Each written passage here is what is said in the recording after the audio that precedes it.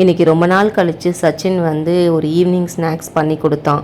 எங்களுக்கும் சாப்பிட்றதுக்கு செம்ம இதாக இருந்துச்சு. தட்டு வடை செட்டு தான், தட்டு வடை கிடைக்கல. அதனால் இங்கே லோக்கலில் கிடைச்ச முறுக்கை வச்சு அட்ஜஸ்ட் பண்ணிக்கிட்டோம். சட்னி வந்து சொல்லிட்டு போயிட்டான் காலையிலேயே அரைச்சி வச்சுருங்கன்னு. அதனால் நான் சட்னி அரைச்சிட்டு அப்புறம் அந்த பூண்டெல்லாம் உரித்து தேங்காய் எண்ணெயில் போட்டு ஊற வச்சுருந்தேன். வந்தோடனே விதவிதமாக செஞ்சு கொடுத்தான். சாப்பிட்றதுக்கே செம்ம சூப்பராக இருந்துச்சு. அவனே ஒரு டிப் மாதிரி ஒன்று ரெடி பண்ணியிருந்தான். அந்த பொடி தூவும்ல செட்டுக்கு மேலே, அந்த பொடியெல்லாம் சேர்த்து லெமன் ஜூஸோடு மிக்ஸ் பண்ணி அதுதான் இப்போ தடவுறான். அது நல்லா இருந்துச்சு சாப்பிட்றதுக்கே.